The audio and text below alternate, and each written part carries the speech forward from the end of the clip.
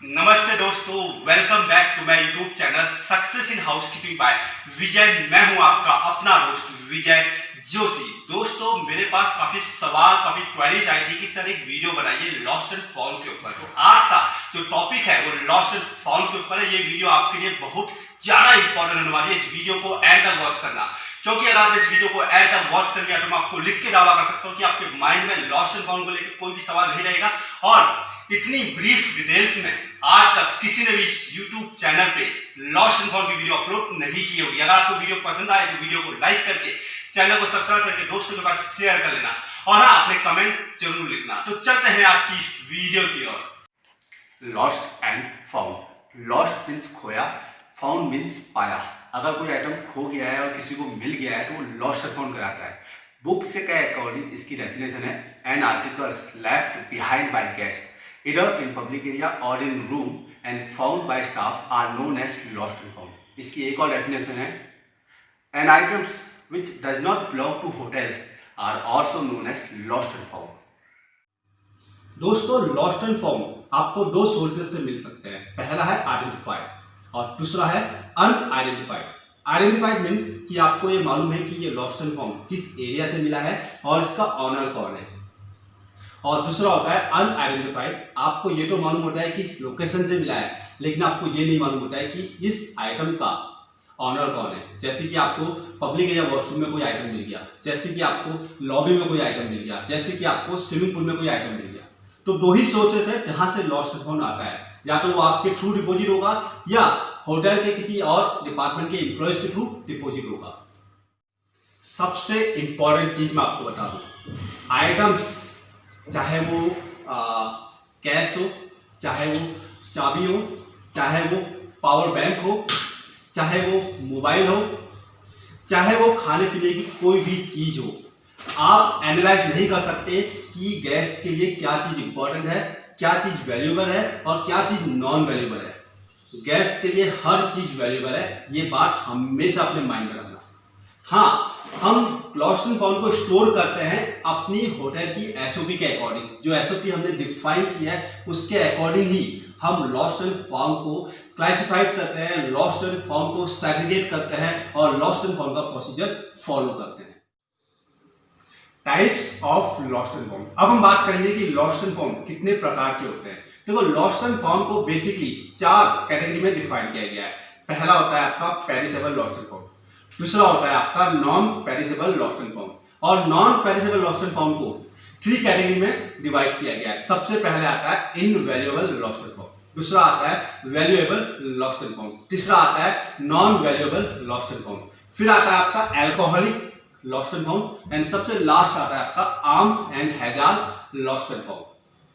Common procedure for lost and found. अगर आपको किसी रूम पे या किसी एरिया पे लॉस्ट एंड फाउंड मिल रहा है तो आप कैसे प्रोसीड करेंगे, आप क्या करेंगे, पूरा प्रोसीजर मैं आपको स्टेप बाय स्टेप बताऊंगा। स्टेप 1, मान लीजिए आप ड्यूटी हैं और आपके पास कॉल आया कि 101 चेकआउट हुआ है, आप वहां पे मिनी बार चेक कीजिए। तो जब भी आप डिपार्चर चेक करने जाते हैं तो आप रूम पे 3 चीज देखते हैं। पहला देखते हैं मिनी बार कंजप्शन, दूसरा देखते हैं कोई होटल का सामान या होटल का आइटम्स गेस्ट के थ्रू डैमेज तो नहीं हुआ है, और तीसरा देखते हैं लॉस्ट एंड फाउंड। तो मान लीजिए आपको हैवी कर्टन के पीछे एक मोबाइल मिला, तो पहला स्टेप जो आप करेंगे उसको सबसे पहले आपको फ्रंट ऑफिस में पूछना है कि गेस्ट चेकआउट हो गया है या होटल में ही है। अगर फ्रंट ऑफिस वाले बोलते हैं कि गेस्ट चेकआउट नहीं हुआ है, वो ब्रेकफास्ट करने गया है, वो लंच करने गया है, तो आप क्या करोगे, अपने सुपरवाइजर को बताओगे कि सर 101 पे मुझे एक मोबाइल मिला है, मैं नीचे गेस्ट को हैंड ओवर करने जा रहा हूँ। तो आप मोबाइल को नाइसली एक किसी ट्रे में इस तरह से उसको कैरी करोगे और नीचे जहाँ पे गेस्ट है उसको दे के आओगे, उसको बताओगे कि आप कौन हो, आपको ये कहाँ से मिला है। ठीक है, जैसे कि मैं बोल रहा हूँ, नमस्ते mister Joshi, my name is Vijay, I am housekeeping staff here, during checking on your rooms I found this mobile from your room, so I came here to hand it over to you. आप उस guest को hand over करोगे, thank you बोलोगे और ये चीज same अपनी checklist में मेंशन करोगे और अपने सुपरवाइजर को बता दोगे। यहाँ पे कोई भी प्रोसीजर फॉलो नहीं होता है, कोई भी स्लिप आपको फिल नहीं करनी है। स्टेप 2, आपने फ्रंट ऑफिस को कॉल किया कि मुझे रूम नंबर 101 से ये लॉस्ट एंड फाउंड मिला है और फ्रंट ऑफिस ने बोला कि गेस्ट ऑलरेडी चेकआउट हो गया है। अब आप क्या करोगे? तो सबसे पहले आपको अपनी चेकलिस्ट में मेंशन करना है आइटम नंबर, लोकेशन, ये आपको सब मेंशन करना है कि क्या क्या आइटम मिला है, किस लोकेशन से मिला है। Room number 101 Samsung blue colour mobile, अगर इसमें आपका मॉडल नंबर है तो वो भी आप ऐड ऑन कीजिए।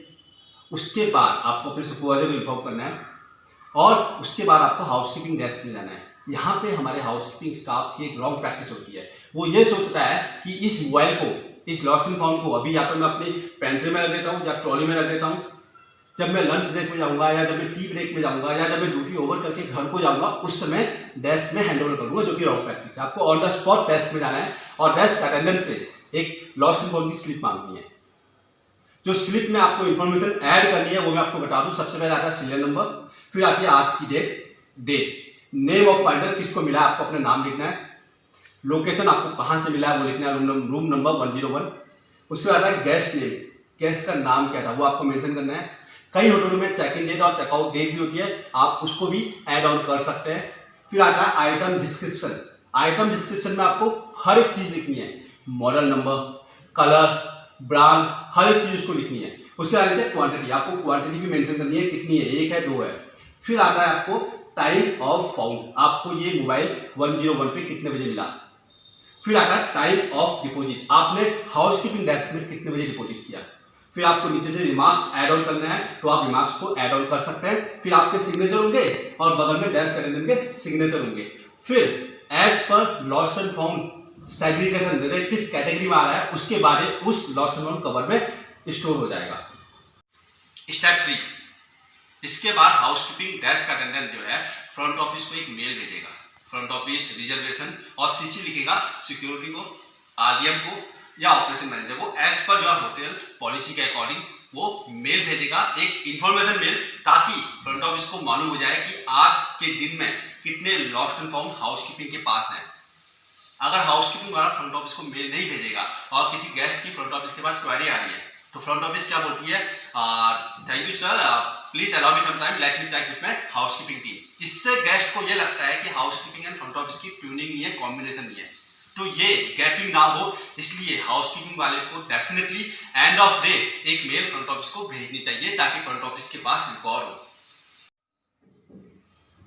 स्टेप 4, उसके बाद एग्जीक्यूटिव हाउसकीपर या असिस्टेंट मैनेजर या डेप्यूटी हाउसकीपर या फ्रंट ऑफिस मैनेजर गेस्ट को एक मेल भेजते हैं, एक्नॉलेजमेंट मेल, ताकि गेस्ट को मालूम हो जाए कि उसका कोई लॉस्ट एंड फाउंड हमारे पास सेफली हमने लॉस्ट एंड फाउंड कवर में रखा हुआ है। स्टेप 5, अब हम गेस्ट का वेट करेंगे रिप्लाई का कि उसे लॉस्ट एंड फाउंड कैसे चाहिए। अगर वो कहता है कि मुझे कोरियर के थ्रू भेजो, अगर वो कहता है कि मैं खुद लेने आऊँगा, या वो कहता है कि मेरा कोई कलीग आएगा उसको दे देना। अगर गेस्ट बोलता है कि कोरियर के थ्रू भेजो तो आपको गेस्ट से पूरा एड्रेस पूछना है, पिन कोड पूछना है। पिन कोड पूछने के बाद आपको अपने डीटीडीसी से कंफर्म करना है कि इस एरिया में ये मोबाइल जाने वाला है, इसका वेट इतना है, इसका स्पीड पोस्ट का चार्ज कितना होगा, नॉर्मल चार्ज कितना होगा, तो आपको बता देगा। स्पीड पोस्ट का 3 दिन लगेगा, उसमें 200 रुपया है, नॉर्मल चार्ज का 50 रुपया है, वो 1 हफ्ते में पहुंचेगा। तो सेम इंफॉर्मेशन आपको गेस्ट को देनी है कि सर आपका कोरियर पहुंच जाएगा, इसके 2 चार्जेस है, एक स्पीड पोस्ट का इतना है, नॉर्मल का इतना है। देखो कई होटल में क्या होता है कि जो कोरियर चार्जेस है वो गेस्ट को पे करना होता है, कई होटल में होता है कि हाउसकीपिंग डिपार्टमेंट के एक्सपेंसेस से वो जो एक्सपेंस है वो बियर अप होता है। तो डिपेंड करता है होटल टू होटल पॉलिसी क्या है।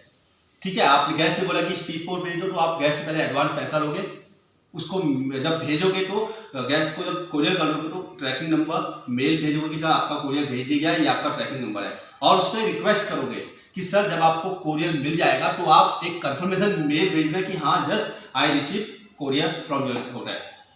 फिर उस मेल का आपको फोटो कॉपी निकालना है, प्रिंट आउट निकालना है, और जो आपका लॉस्ट एंड फाउंड रजिस्टर है उसमें उसको अटैच करना है for the future lost and found audit के रेफरेंस के लिए, और आगे से क्लोज करना है, हैंडेड ओवर टू गेस्ट विया कोरियर।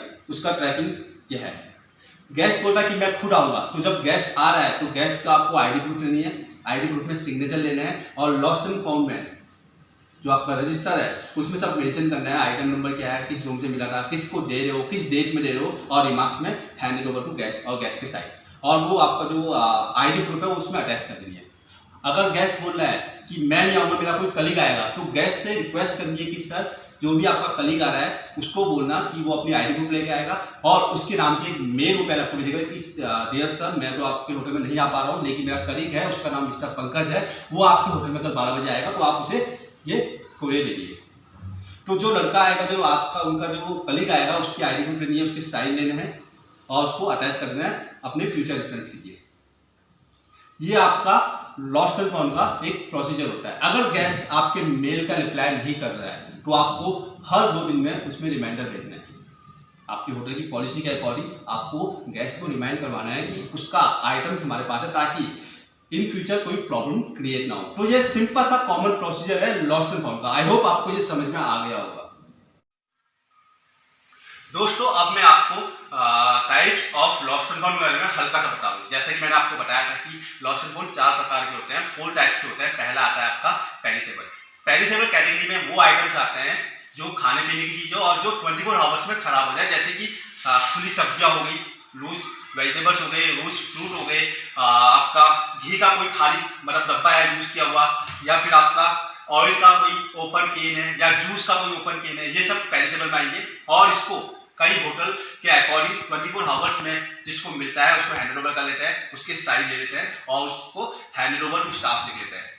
कई होटल में 2 दिन के लिए अपने पास रखते हैं, फिर उसको देते हैं। तो ये डिपेंड करता है होटल टू होटल पॉलिसी। दूसरा आता है नॉन पेरिसेबल, और नॉन पेरिसेबल की 3 कैटेगरी के होते हैं। सबसे पहले आता है इनवैल्यूएबल। इनवैल्यूएबल मतलब जो सबसे ज्यादा एक्सपेंसिव है, जैसे कि डायमंड का नेकलेस, गोल्ड का नेकलेस, एप्पल का आईफोन, मोबाइल्स वगैरह जितने भी है सब ये इनवैल्यूएबल में आते हैं। इसमें क्या होता है, इसमें जैसे ही आपको मान लीजिए एक रूम से आपको डायमंड का नेकलेस मिला, तो सबसे पहले आपको सेम प्रोसीजर फॉलो करना है, फ्रंट ऑफिस को बताना है, फिर हाउसकीपिंग में जाना है। उसके बाद जो हाउसकीपिंग मैनेजर है और सिक्योरिटी मैनेजर है वो नियर बाय किसी ज्वेलरी शॉप में जाएंगे और उसके बारे में पूरी आइडेंटिफिकेशन लेंगे कि वाकई में असली है या नकली है, इसकी मार्केट की वैल्यू कितनी होगी। ये सब लिखने के बाद जो ज्वेलरी है उस ज्वेलर शॉप में जो ज्वेलर्स है उससे लिखवाएंगे, लिखवाने के बाद उसके साइन होंगे और वो अपने रिकॉर्ड के लेके आएंगे। इसकी सेल्फ लाइफ किसी होटल में 1 साल की होती है, किसी होटल में 2 साल की होती है, डिपेंड करता है होटल टू होटल पॉलिसी। लेकिन कभी भी जो इनवैल्यूएबल लॉस्ट एंड फाउंड है वो स्टाफ को नहीं मिलता है, उसकी बोली लगाई जाती है, उसका ऑप्शन होता है और जो जितनी ज्यादा बोली लगाता है ये उसको मिलता है। अब तीसरा आता है आपका नॉन पेरिसेबल में आता है वैल्यूएबल। वैल्यूएबल होता है कि जो लिटिल वैल्यूएबल है, मतलब जिसकी कीमत 10,000 से नीचे है, जिसकी आइटम की कीमत 10,000 से नीचे है, वो सब वैल्यूएबल में आते हैं। जैसे कि आप मान लीजिए ली कूपर की जीन्स होगी 2,000-3,000 की आ रही है, वैल्यूएबल में आएगी। तो ये सब आता है वैल्यूएबल में। तो इसका होटल टू होटल डिपेंड करता है, 6 मंथ का, किसी होटल में 1 साल का। तो 6 महीने के बाद ये फाइनल को दिया जाता है, किसी होटल में 3 महीने के बाद दिया जाता है। ये डिपेंड करता है होटल की एसओपी क्या डिफाइन की गई है लॉस्ट एंड फाउंड को लेके। तो ये स्टाफ को मिलता है जिसको मिला है और उसके साइन हो जाते हैं लॉस्ट एंड फाउंड रजिस्टर की बुक में, फिर होता है handed over to staff close. फिर आता है नॉन वैल्यूएबल। नॉन वैल्यूएबल होता है, नॉन पेरिसेबल का नॉन वैल्यूएबल होता है जिसकी कीमत आपकी 1,000 से नीचे है, सब आता है आपका नॉन वैल्यूएबल में। मान लीजिए आपको 5 किलो चावल मिला है, कच्चा चावल, तो वो आएगा आपका नॉन वैल्यूएबल में, नॉन पेरिसेबल के नॉन वैल्यूएबल कैटेगरी में। आपको मान लीजिए कोई शू मिला है जो लोकल क्वालिटी के हैं, वो नॉन वैल्यूएबल में आएगा। इसकी पॉलिसी जो है डिस्ट्रीब्यूट करने की, डिस्पर्स करने की, वो होटल टू होटल डिफर करती है। कई होटल में 1 महीने की है, कई होटल में 2 महीने की है। वो डिपेंड करता है आपकी एसओपी कैसे डिफाइन की गई है। वो 1 महीने के बाद, 2 महीने बाद जो भी आपकी पॉलिसी है उसके बाद जिसको मिला है उसको हैंड ओवर कर देते हैं और उसके साइन ले लेते हैं हैंड ओवर टू स्टाफ। अब आता है एल्कोहलिक लॉस्ट एंड फाउंड। अगर आपको किसी रूम पे एल्कोहल मिल रहा है, बियर, वाइन या आपको कोई भी हार्ड ड्रिंक्स मिल रही है, अगर वो ओपन है तो 24 आवर्स में वो फाइनेंशियल कंट्रोल के सामने, सिक्योरिटी मैनेजर के सामने ड्रेन की जाती है विद वीडियो बना के फॉर फ्यूचर रेफरेंस। अगर वो क्लोज है, सील पैक है, तो वो उसकी सेल्फ लाइफ के बाद तक, यानी कि 1 महीना, 2 महीना या 3 महीना, जो भी इसकी होटल की पॉलिसी डिफाइन की गई है, तब तक वो फाइनेंशियल कंट्रोलर के पास लेगी, एफएनबी के पास लेगी, हमारे पास नहीं जाती है। कई होटल में हाउसकीपिंग भी रखती है, लेकिन मोस्टली होटल में ये एफएनबी के पास आती है। हम यहाँ से मेल भेज देते हैं, इंटर ट्रांसफर प्रोसीजर फॉलो पूरा होगा जो हमारा लॉस्ट एंड फाउंड का है, लेकिन वो रखी जाएगी लॉस्ट एंड फाउंड एफएनबी के पास। वो कभी भी फाइंडर को नहीं मिलती है, जिसको मिला है उसको नहीं मिलती है। सेट लाइफ के बाद वो ड्रेन की जाती है। उसके बाद आता है आर्म्स एंड हजार्ड। मान लीजिए आपको किसी रूम पे चाकू मिल गया, बम मिल गया, कैरोसिन ऑयल मिल गया, गन मिल गई, तो ये सब आता है आर्म्स एंड हैजार्ड में। इसका प्रोसीजर वही है, आपको इन्फॉर्म करना है, लेकिन वो हाउसकीपिंग में जमा नहीं होगा, वो होगा सिक्योरिटी में। लेकिन प्रोसीजर हाउसकीपिंग में फॉलो होगा और सिक्योरिटी को मेल चली जाएगी कि सर हमें 101 से गन मिली थी जो हमने आपको दे दिया है, प्लीज एक्नोलेज। सिक्योरिटी वाले एक्नोलेज करेंगे, किसी गैस की क्वेरी आती है तो फिर सिक्योरिटी के थ्रू वो आगे चला जाता है। तो ये सिंपल प्रोसीजर है आपका लॉस्ट एंड फाउंड का। देखो एसओपी डिफाइन की गई है होटल टू होटल, उसका टाइम पीरियड क्या है ये भी होटल टू होटल अलग होती है। जब किसी एम्प्लॉय को हम lost and found hand over करते हैं एक टाइम लिमिट के बाद, मान लीजिए किसी केस का रिप्लाई नहीं आया है, तो वो एम्प्लॉय को मिलती है जिसको वो आइटम मिला होता है। तो जब वो उसको लेके जाएगा तो वो NRGP गेट पास के थ्रू होती है। NRGP होता है नॉन रिटर्नेबल गेट पास।